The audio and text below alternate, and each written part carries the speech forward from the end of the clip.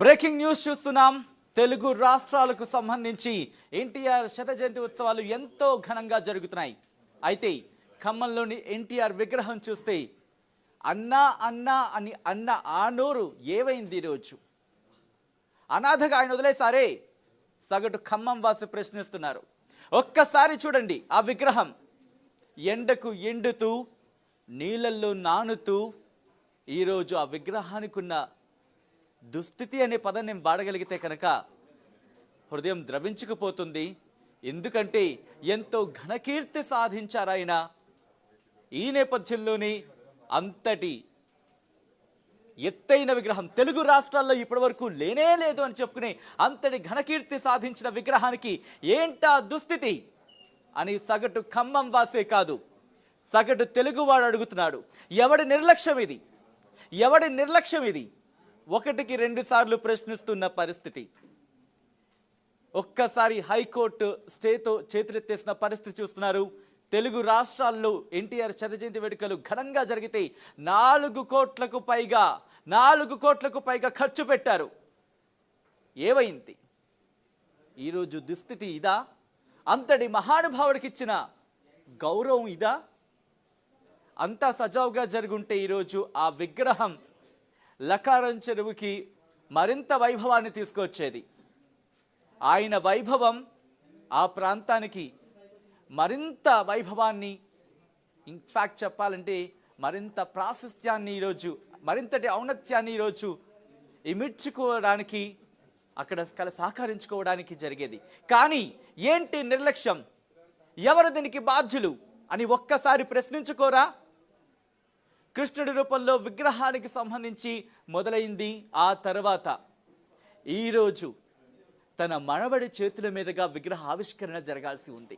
వస్తాడు, తన మనవడి చేతులతో విగ్రహావిష్కరణ జరుగుతుందని చెప్పి సగటు తెలుగువాడు ఎంతో సంబరపడ్డాడు.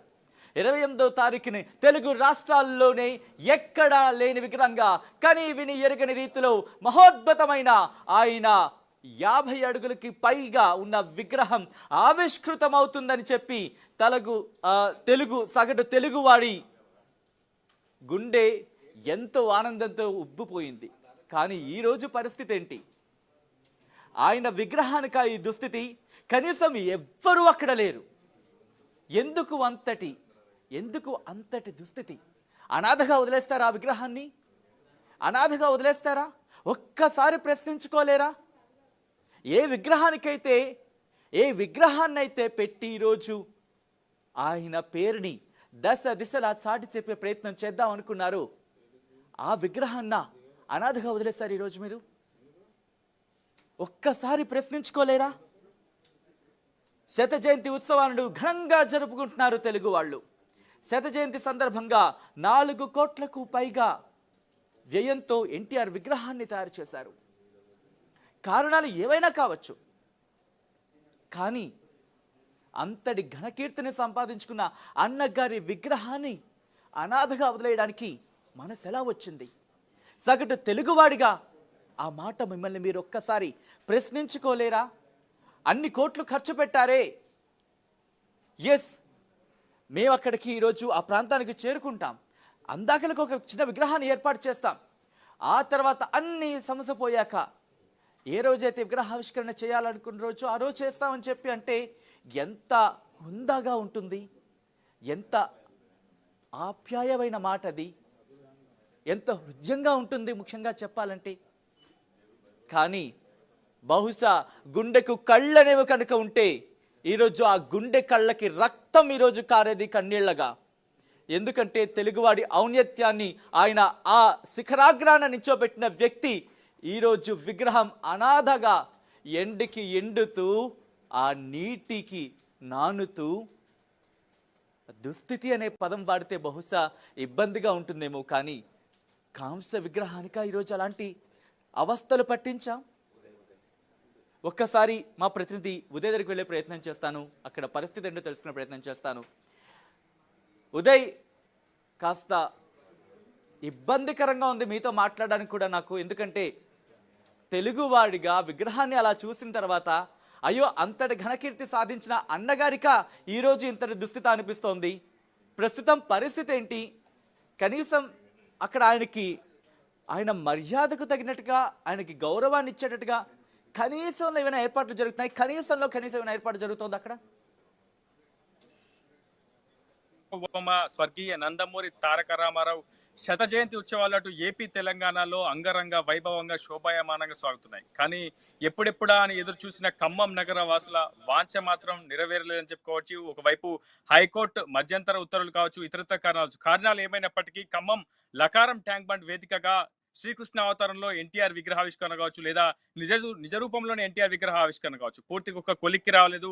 అటు విగ్రహ నిర్మాణ కమిటీ పూర్తి స్థాయిలో అటు హైకోర్టు ధర్మాసనం ముందు వాదనలు వినిపించడంలో కొంత విఫలమైందనే వాదన అటు ప్రచారం కూడా జరుగుతుంది. ఈ వాదన కూడా బలంగా వినిపిస్తుంది. ఒకవైపు హిందుత్వ సంఘాలు కావచ్చు, యాదవ సంఘాలు కావచ్చు, శ్రీకృష్ణ అవతారంలో ఎన్టీఆర్ విగ్రహ ఆవిష్కరణను నిలిపివేయాలంటూ కూడా ఇప్పటికే ధర్మాసనాన్ని ఆశ్రయించాయి. ఈ నేపథ్యంలో హైకోర్టు కూడా మధ్యంతర ఉత్తర్వులు ఇచ్చింది. కానీ ఏదేమైనప్పటికీ ఒక మహోన్నతమైన వ్యక్తి, తెలుగు ఆత్మగౌరవ ప్రతీకగా ఉన్నటువంటి, తెలుగువారి ఇలవేల్పుగా ఉన్నటువంటి నందమూరి తారక రామారావు ఎన్టీఆర్ విగ్రహ ఆవిష్కరణ ఇలాంటి దుస్థితికి రావడం పట్ల ఖమ్మం నగరవాసులు అయితే కలత చెందుతున్నారు.